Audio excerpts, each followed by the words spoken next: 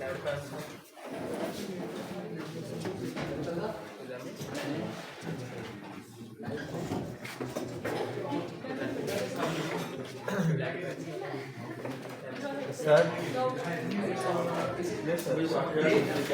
Okay, so Sir.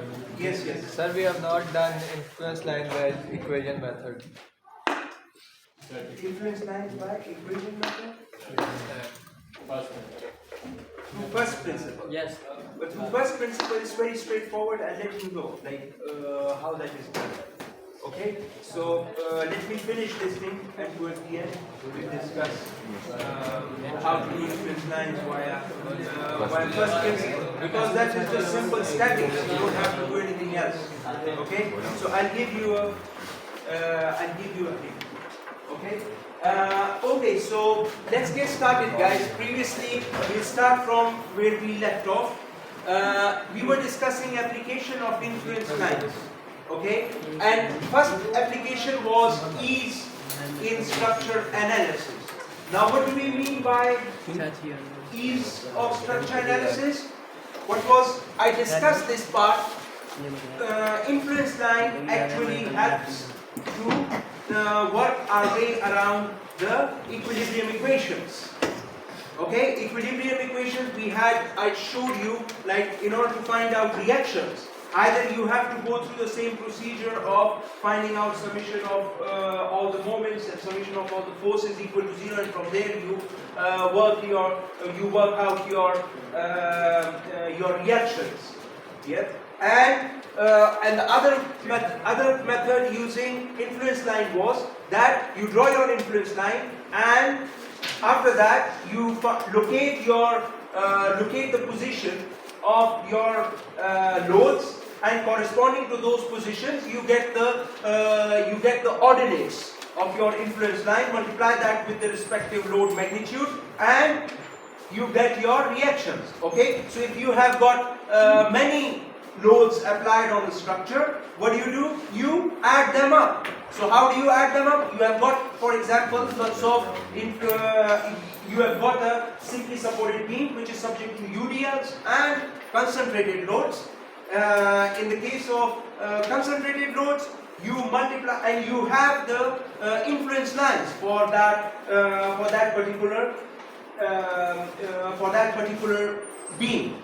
Okay, so you multiply the corresponding magnitude of the load with the corresponding ordinate of influence lines, add all of them up, and you get that particular variable which you are interested in. In other words, previously we did reactions. We were trying to find out reactions, and so in the previous case, just to give you a refresher, we had a UDL applied on a structure, we had some concentrated load. We said that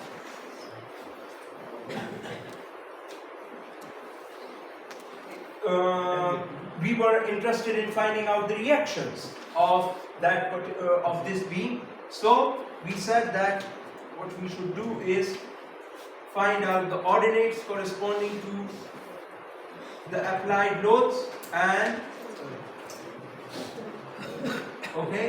then after that you multiply the loads magnitude with the corresponding ordinates, add them up. In the case of UDL, you have to find the area of this, and multiply that with the corresponding magnitude, add them up, and you get the reaction.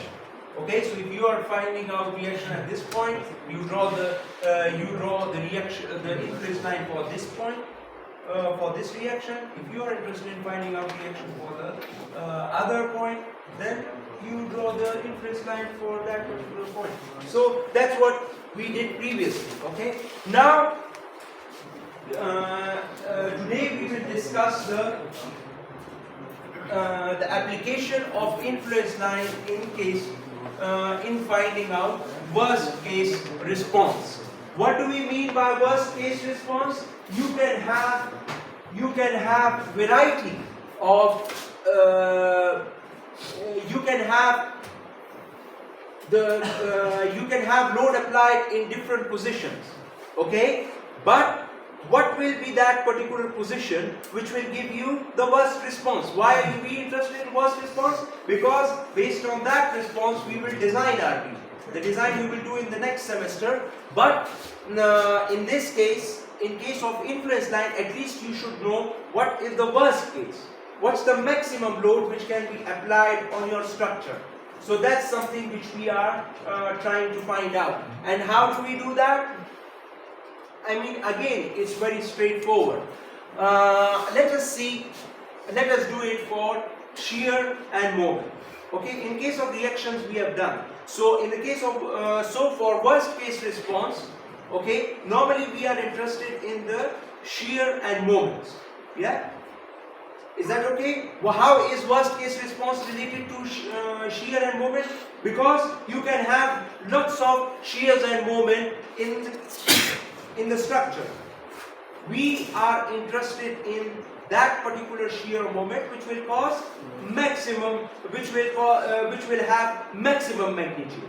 Okay, so that particular position of the load which will cause maximum magnitude of shear or moment in that beam. Okay, so that's what we are interested in. So how do we do that? Now imagine we have 2 kip per foot load. Okay, and I ask you to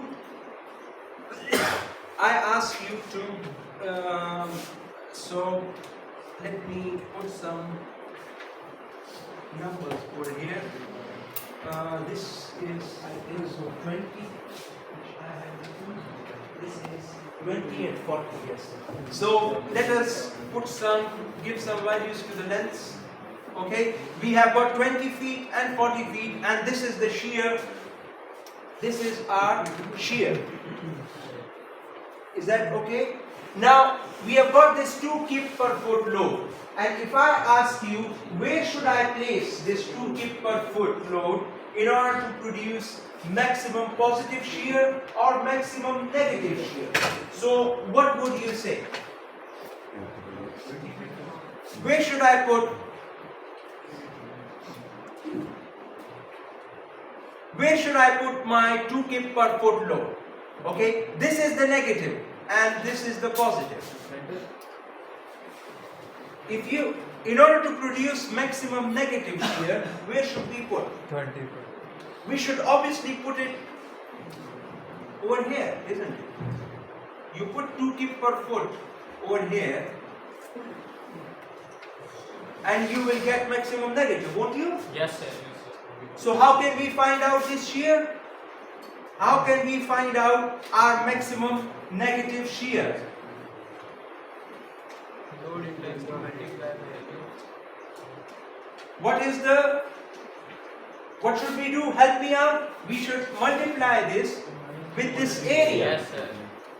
Okay, so this is 2 kip per foot.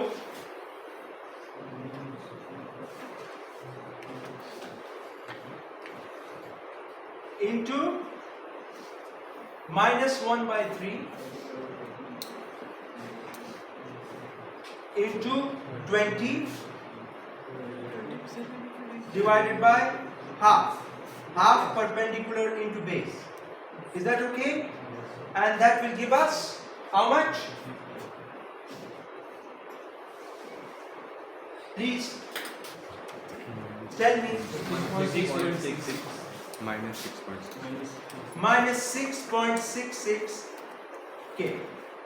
Okay, that is actually the magnitude of maximum negative.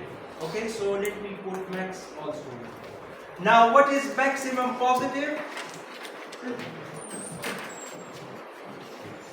That is equal to, again, 2 kip per foot times 2 by 3 into 40 divided by half.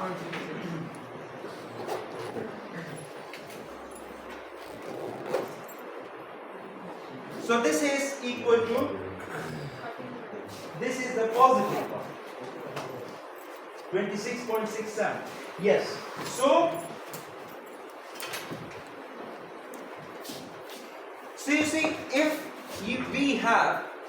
I ask you, okay, or if someone asks you to find out the maximum negative and maximum positive shear in a particular beam, okay, what you need to do is, if that beam is subjected to 2 kip per foot load, what from influence line you can straight away say, like, where should you place your load in order to generate maximum positive or maximum negative shear. Do you understand my point? Yes, Can you sir. appreciate the application of influence line? Now this can be a static load. Okay, this can be a static load also. Like for example, if this 2 kip per foot is some sort of, if you have got, for example, a water tank, okay, you have to design a beam and you have to place a water tank somewhere. Okay, so, and you want to design this beam, and this is a water tank. Water tank has got water, so it's a sort of UDI.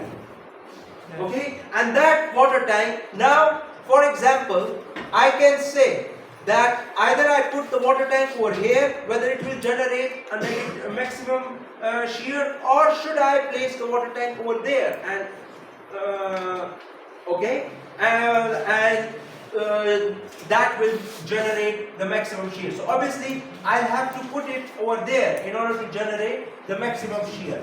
So what I say is that this one is so in the case of water tank, because it's going to be static, so I would say that place the water tank over here, because that will generate minimum shear.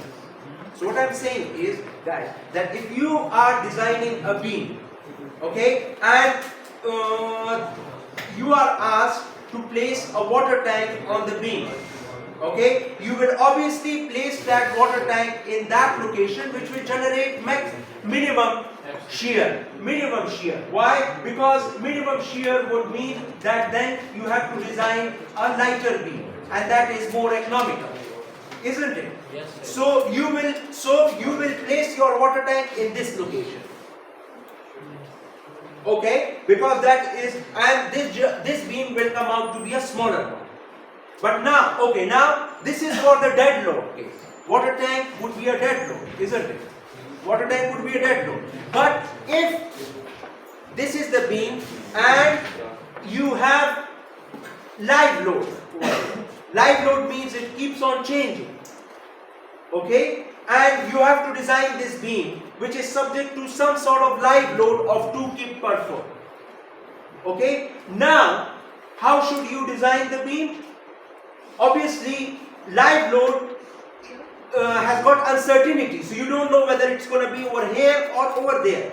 In case of water tank, we were certain it was up to our discretion where should we place it. In case of live load, we are not certain. It can be either over there or to the left or right, anywhere. Okay, so what we can say is from influence line that if our live load is over there, then it will generate the maximum shear. So I must design this beam for the maximum shear in the case of live load. Okay, so I won't pick this up. I will pick this up. I'll design it for this. Do you understand? Okay, so there are different loads, and I mean there are different philosophies related to that. Is that okay? Question? Any questions? Water tank को half half divide करते तो फिर क्या होगा, मतलब positive side में भी और नेगेटिव साइड में भी होगा. Yes, I mean like you can do it over there, and then you correspondingly find out your shear, but that won't be maximum shear. Yes. That won't be maximum shear. So yes, you can further reduce it. You can further reduce it. It will be less. It will be less than this one.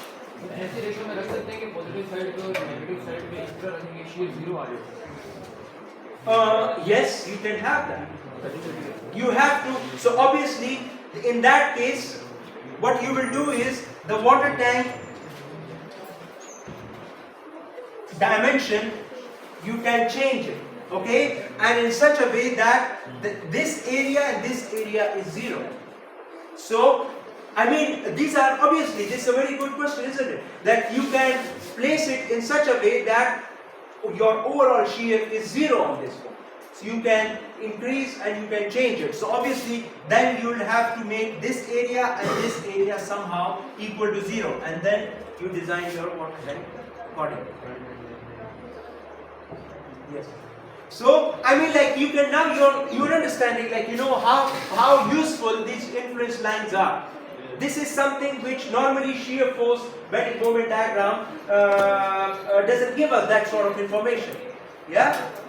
You can't derive that sort of information from ordinary shear force bending moment diagram. It's the influence line which gives us that, information. Okay? Is that okay? Is there any problem? I can hear someone talking. Any question? Please ask me if you have any question. Okay, so now let us do another problem. Okay, and let's see that how we can do that. Okay, so shall I wrap it off? Yes.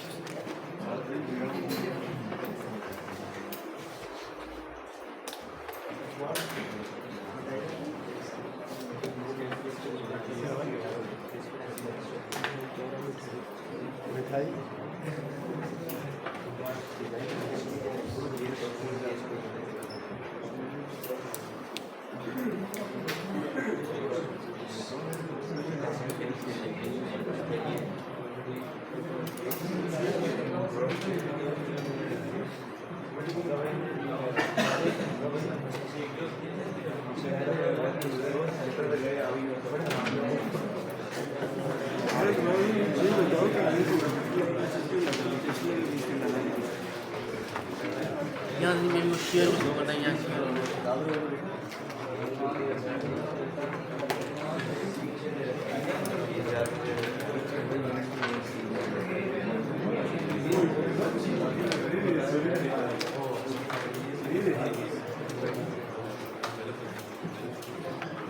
मैंने नहीं करना है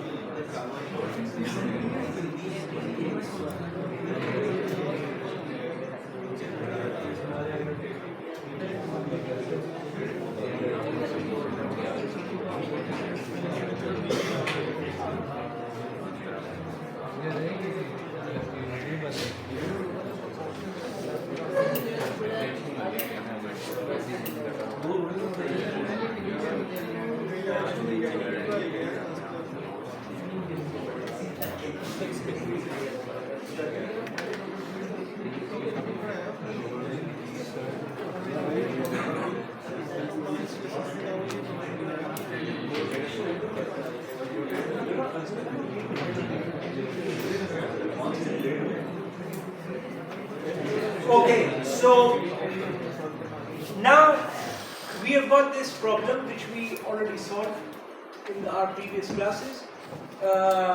It's a two-span beam having an internal hinge over there, and there is a section 1-1. May I ask please the people at the back not to talk, please? I kindly request people at the back because I can hear clearly there are some people at the back who are talking, okay? So, okay, so we have section 1-1, okay? At this section, we are asked to find, we have got this section 1-1 which is at 6 feet from this support, okay, from the right support, and for this section we drew influence line for shear force and influence line of moments, okay. So we drew at this section. Now we have these two scenarios where in the first case we are asked to find out shear and moment at section 1-1 when a dead load of 1.2 kip per foot is applied on the beam, okay. And again the second case is shear force and moment at 1-1 when a live load of 1.6 kip per foot and 25 kip concentrated live load, okay, that is applied on this beam. So we have to find out the shear force. So we have to, in other words, find out the maximum shear, maximum moments, okay, and after that we have to draw an envelope. These are the three things we have to do. I repeat, we have to draw the maximum moments, maximum shears for these both loads, okay, for the dead loads and the live loads, and after that we have to draw an envelope. Now there is a dead load and a live load. What is a dead load? A dead load is a static load which is applied on a structure. So it is applied everywhere. Dead load is normally applied everywhere, isn't it? Yes. And so this 1.2 kip per foot, it will be applied everywhere. So you don't have any choice. You have to put this blanket load on the whole beam. Okay. Then we have 1.6 skip. Then we have the live load. Live load is a transient load which can be applied anywhere. It's not applied everywhere. It can be applied anywhere. Okay, so you have got a choice in case of live load. Okay, so please don't make this mistake that you apply the live load everywhere. Okay, you have to apply it in that particular location based on your knowledge of influence line. Okay, which will give you the maximum moment and maximum shears.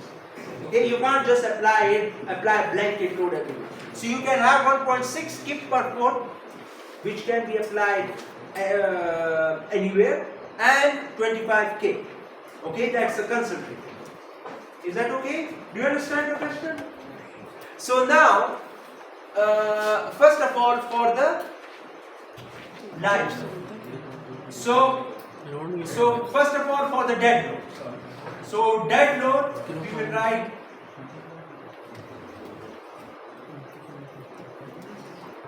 So in the case of dead load, what should we do? So these are the influence line. This one is the shear influence line. What do? Again, we provide that that instrument which can allow the shear deformation.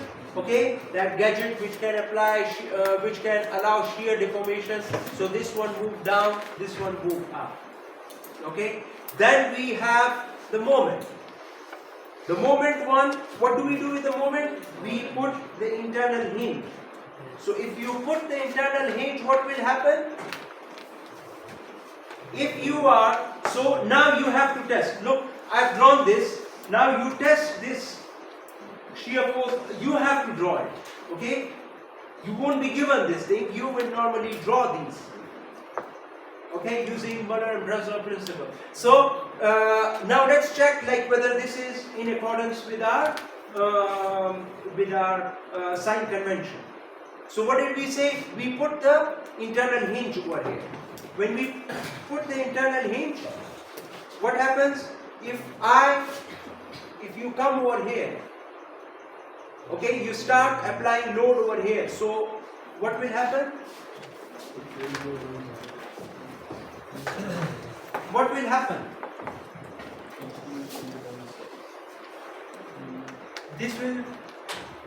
What will happen to this one?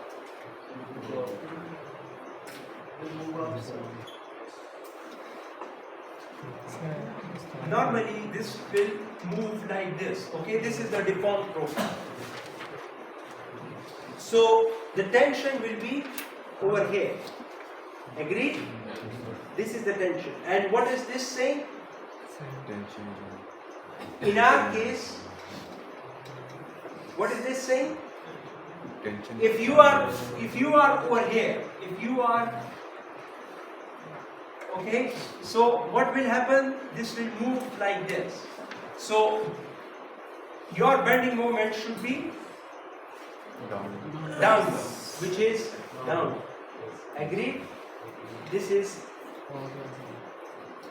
this okay or not? Are you agreeing with me? Yes. No, how are you saying? We are talking about moment at this point. We are talking about moment at this point, not moment over here. What is the moment over here when you have got load applied in these locations? Upward. So this is drawn upside down. So we should move it, we should flip it. No, sir. Sir, सिर्फ उस section को देखो तो वो section That's why I'm playing these mind games with you. Look, this is not the shear force and bending moment diagram. This is the influence line diagram. We are trying to find out the moment at this point. Not for the moment of the whole span. Don't confuse the shear force bending moment diagram with the influence line diagram. So, the moment is down for this position. Yes, sir. But this inference line we have drawn for this position. So what is this moment? This moment is upward. So this is negative. This should be upward, isn't it? So as your load moves along this one, what should happen? As it moves like this moment will stay upward. Yes, sir. When it goes to there. So this should be upward. Do you agree with me? So we should redraw it. Do you understand my point? Anyone who is not clear about this one?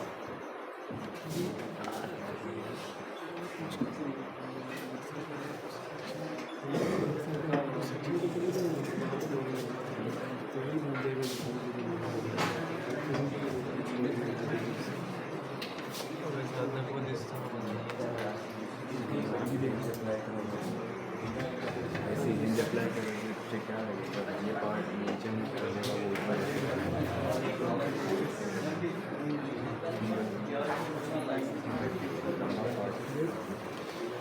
4.2 Anyone who is not clear why I flipped this? Yes, please. Okay, what I am saying. Look, this is an influence line diagram. Influence line diagram is for a particular section. It's not for the whole span. It's your load which is moving along the length, okay, and you are trying to find out moment at a particular section. The shear force and bending moment diagram, on the other hand, is for the whole span. This is for one particular section. So we are talking about this section. Okay, this section, at this section, what will be the direction of this section when your load is within these two spans? So let us name them. Let's call them A, B and C. When your load is between A and B, okay, what happens to your moment at 1, 1? So this is always in tension, isn't it? Yes. And tension is upward. Yes? So that's why I have put it like this. It's always in tension. Look, this tells, and my tension is upward. Isn't it? Tension is always upward in this case. That's why I put it like this. And once it comes over there, then you have something like this. Opposite. And now my tension becomes downward. So that's why I put it down. So that's what I'm saying, that this one, so this is now in accordance. Why? Because we are drawing our bending moment in the direction of tension. Okay, so now what is the dead load?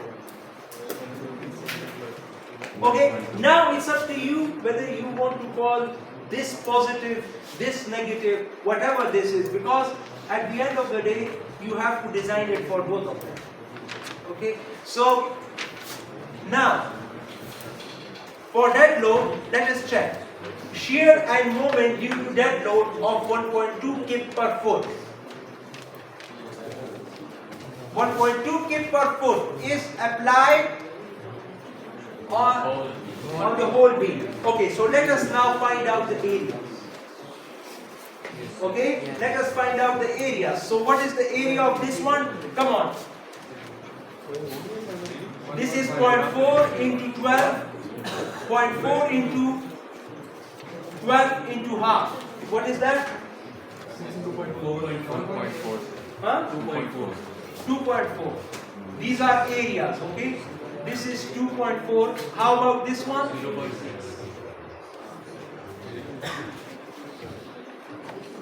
How about this one?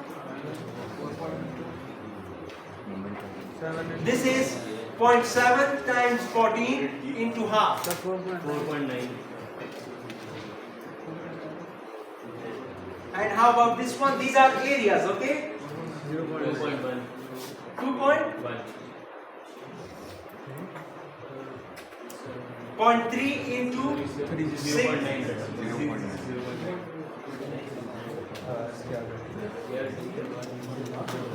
0.9. Let me check it. 2.4.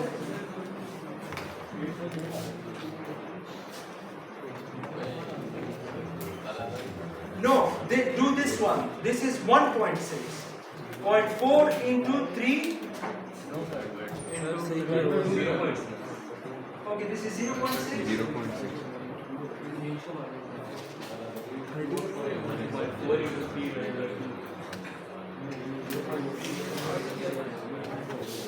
This is 0.6. Yes. Okay, 0.4 into 3 into half. Divided. Okay, now how about this one? 2.4 into 12 divided by 2? 18.4.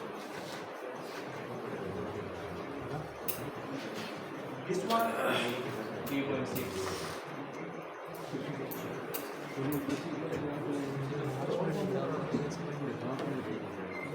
This one? 29.4.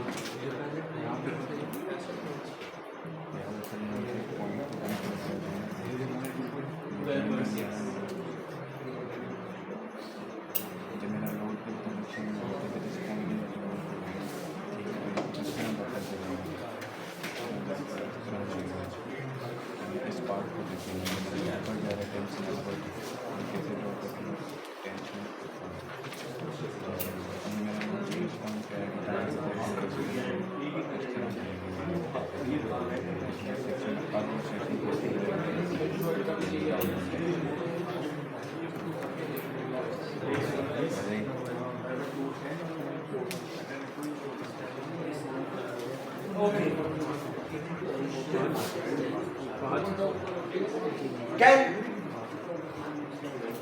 Can anyone else check it, please? Yes, sir, I have checked. Okay, all of them are correct. So two left. Okay.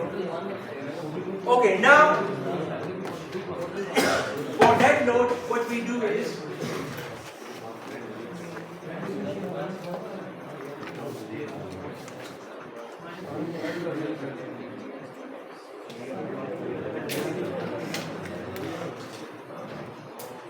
so that load is 1.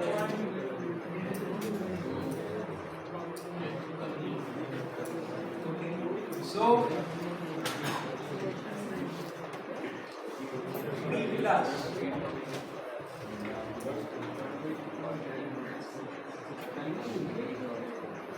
so V would be just max because load is applied everywhere. Okay, so V max is, do you understand? V is just max because load is applied everywhere. So what should I do? 1.2 into sum of all areas of influence line for shear. Okay, so 1.2 times 2.4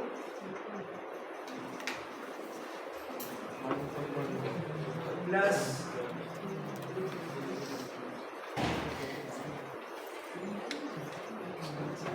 0.6 minus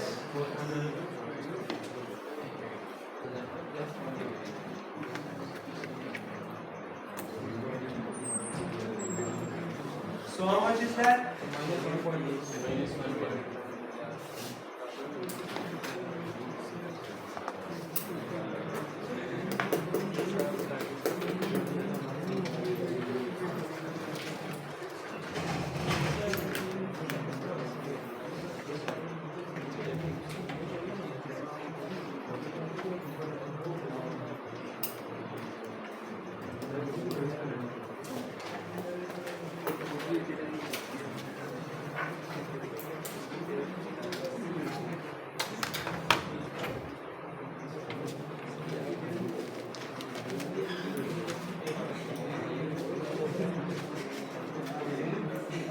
According to R sign convention, this is negative, so you can call it negative. Okay? So we can call this as negative because this is tension.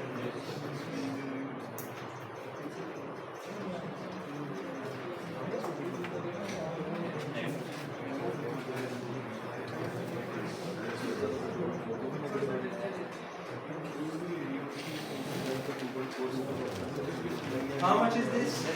28.8. Huh? 28.8. Minus or plus? Positive.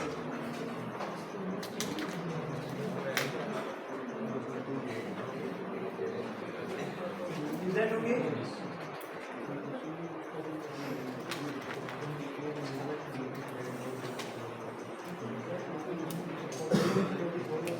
So let us write it over here. 30.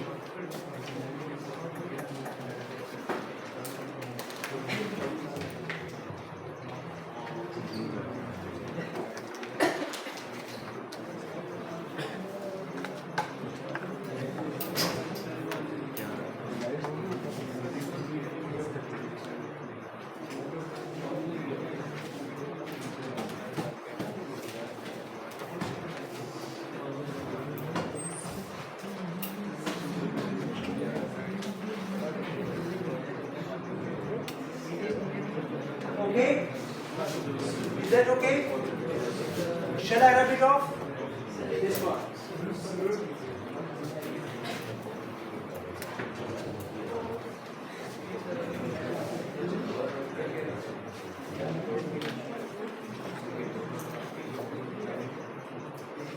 Is it okay? Shall I rub it off now? Hurry up, please.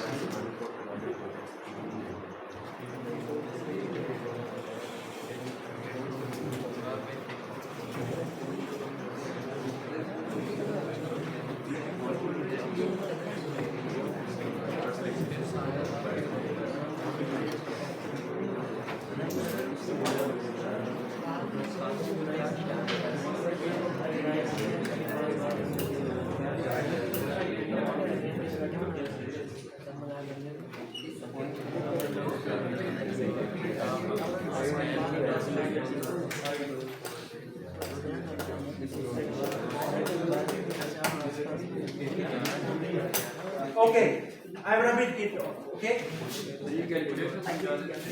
Is that okay? Yes, sir. Okay, now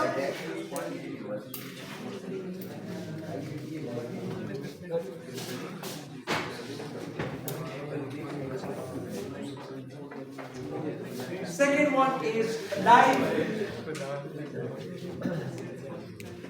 load.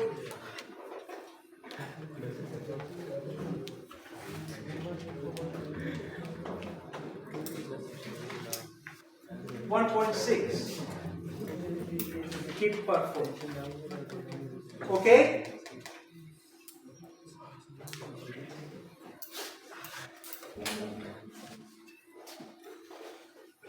.6 kip per foot live load. Where should we? First of all, we find out V positive.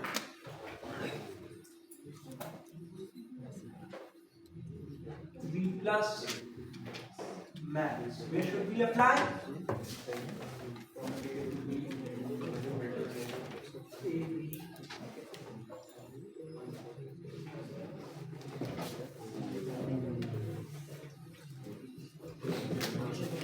Where should we apply?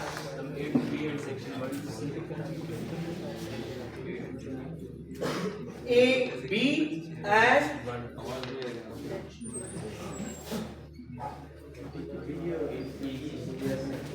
A, B and EC. That's where we should apply, isn't it? It's not visible in camera, so not right here. Not visible. Videos तो वैसे नहीं भेज सकते. Sir का YouTube channel है. Okay. मेरे light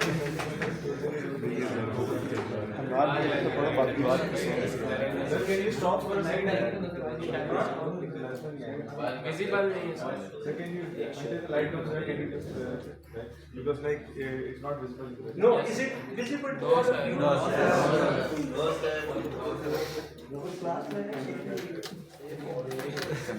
इसकी वो light The board will not be visible in video. I understand. I mean, okay, so stop and start. Stop and start. तो sir now you carry on. Continue. Sir, it will be edited. Okay, so we have. So now we have live load.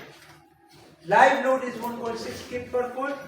We want to find out maximum shear. In case of maximum shear, we will apply the live load in those places which will maximize our the areas corresponding to positive shear. So that is in AB, okay, and in this location, okay, in EC. So 1.6, 2.4 plus 0.6 plus 0.9. How much is that? 6.24. Please, I need 2 or 3 guys, okay, to confirm it, because 6.2. I'm not doing it myself, okay, so I'm relying on you. Yes. It's okay? Yes? 6.24. Sir, अब ऐसे वैसे नहीं बोल रहा। B negative. Where should we maximize our negative shear?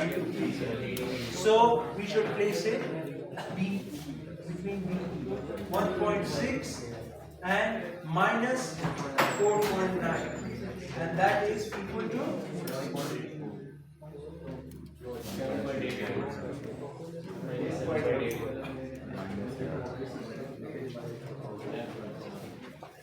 Is that okay? Yes.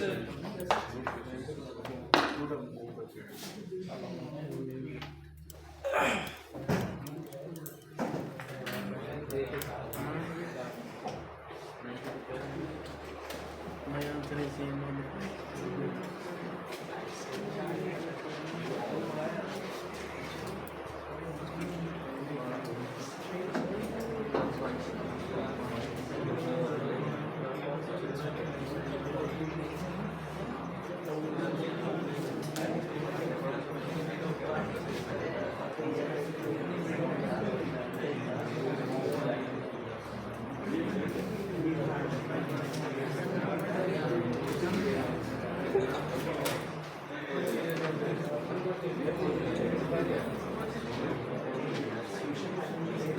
Okay, so for positive moment, we have to place it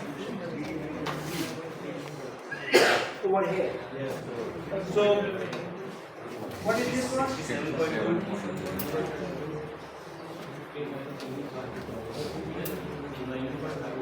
And this one?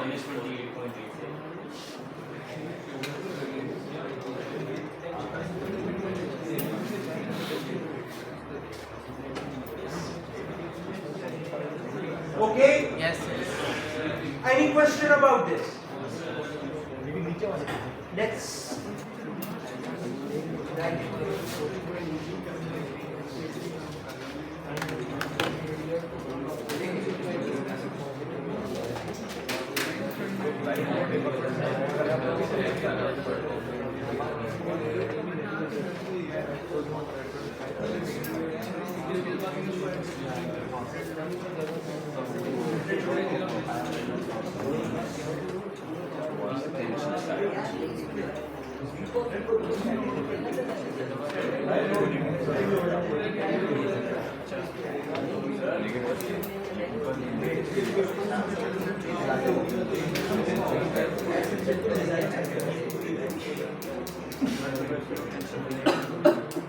Tension positive there.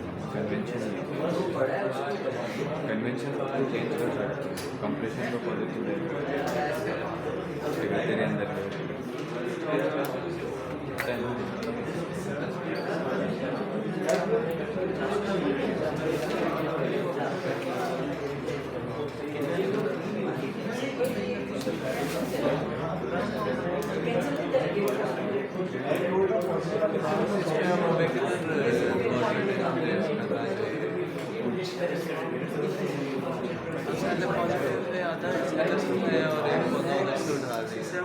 तो maximum positive share और negative share देखेंगे total share देखेंगे negative Sir, sir, why we didn't calculate the positive max and negative max for dead load. We only calculated the max V. Yes. Why didn't we calculate the positive max and negative max For for dead dead load? load. Yes. And what is the answer? Because dead load is applied on the whole. Dead load is applied everywhere, along the whole length. That's why. Live load can be applied anywhere. Okay, so you don't know where can it be applied. So you are applied only in those locations which can maximize your variation. Is that okay? Shall I rub it off? Yes.